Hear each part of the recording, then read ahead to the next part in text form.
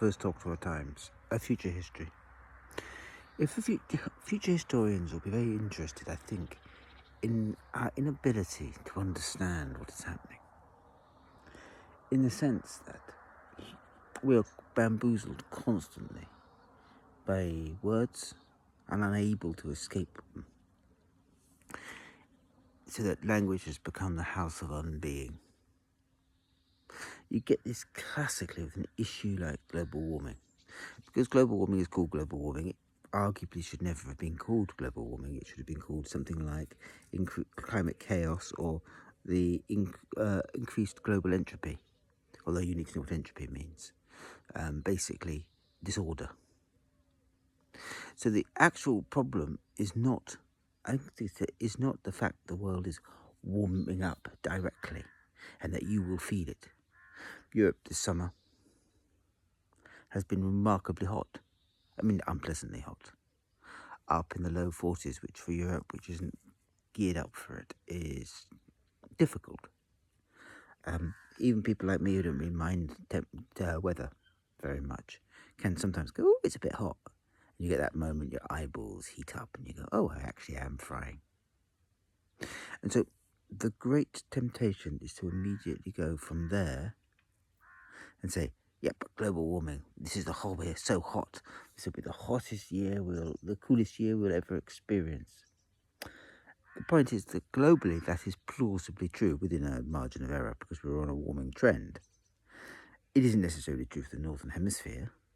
It isn't necessarily true for rural France. And the problem is with that argument is that it sets up a hostage to fortune. What is, of course, actually happening is an increased amount of global warming across the entire globe creates huge amounts of weather instability. So the one thing you can be sure about is whatever weather you get, you won't like it. The days of relatively predictable weather are increasingly going behind us. So the weather will be very up and down all over the place.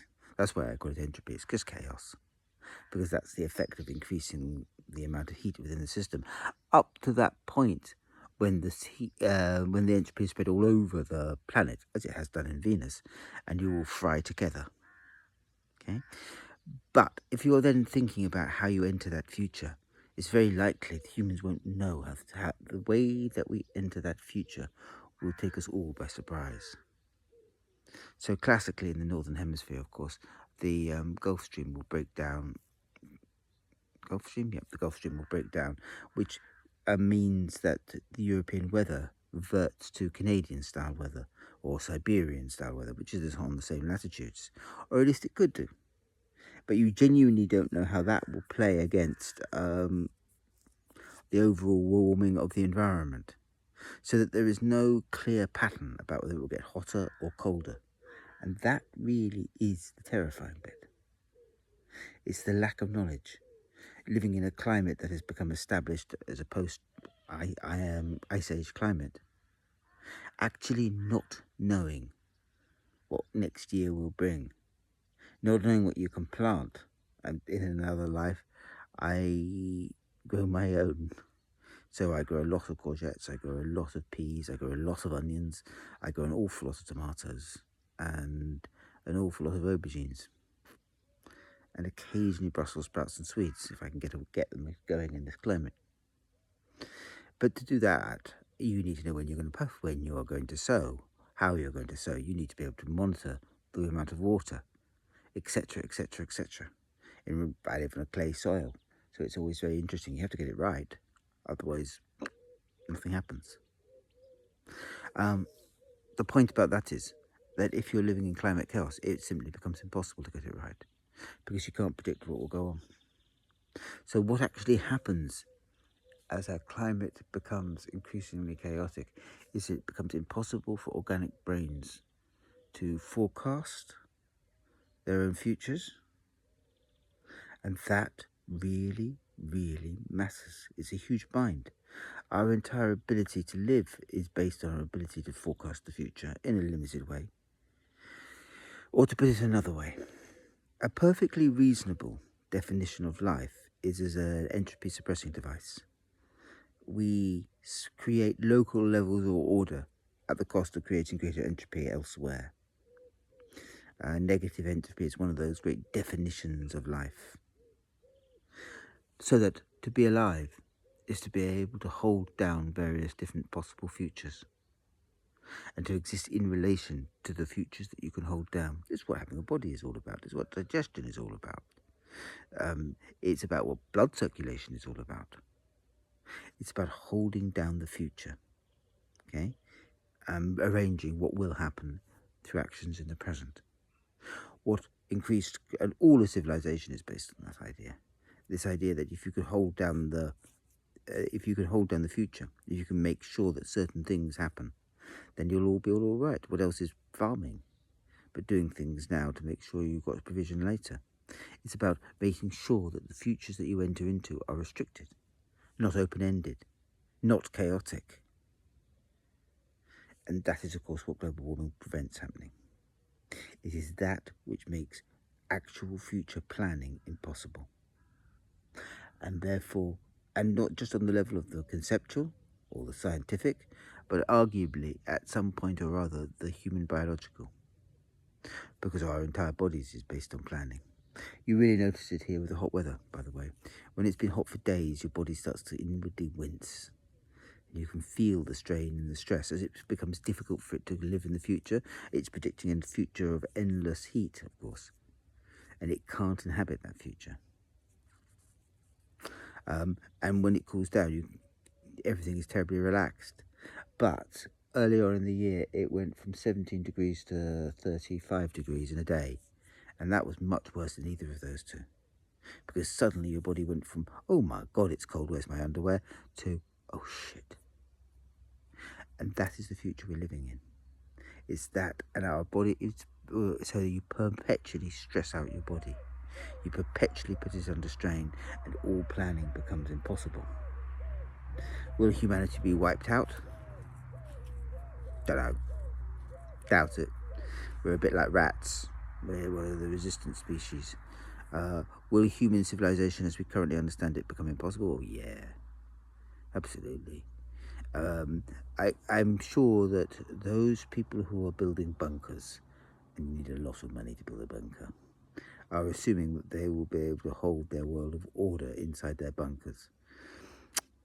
Although, presumably they're going to do that by having a lot of arms and a military elite, which is why I guess they're practicing fascism, because that would be the only way that they would stay in charge, because otherwise they don't have any skills that are necessary to survive.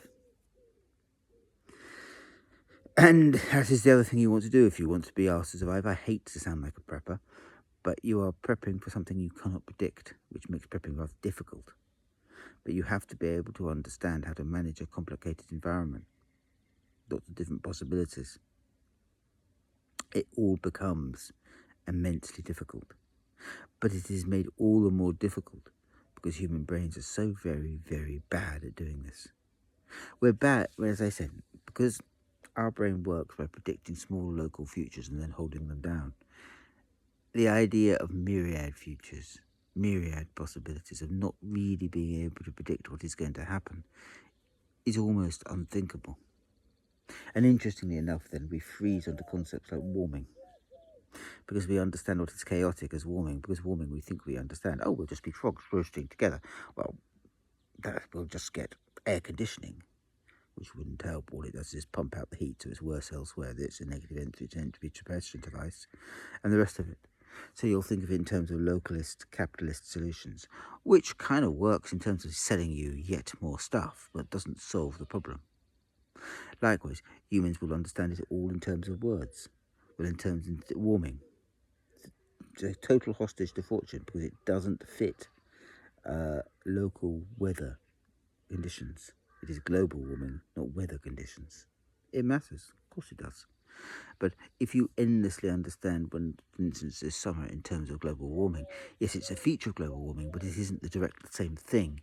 You create for yourself a hostage to fortune. You create for yourself, and for those who wish to misunderstand, an ability to say when next summer is freaking cold because the Gulf Stream has collapsed, oh, global warming was a myth after all.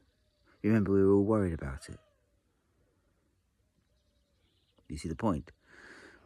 You have to, in this sort of world, watch the words you're going to use. You have to use the fictions that you are writing for yourself, and make sure that you're not too bound by them. Because the actual future fiction, I was going through it, is one of chaos. It's a world where you can't predict exactly what will happen next in terms of the climate.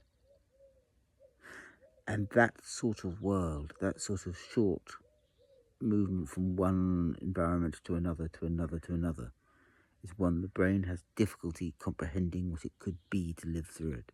And therefore we freeze onto metastable states like warming and think, well, we'll all get too hot and try to cope with it. But you must avoid that. You must avoid pre-writing that history, because that's not where we are living. And all you'll end up doing is making sure the eventual chaotic end becomes more likely if you actually ignore the problem.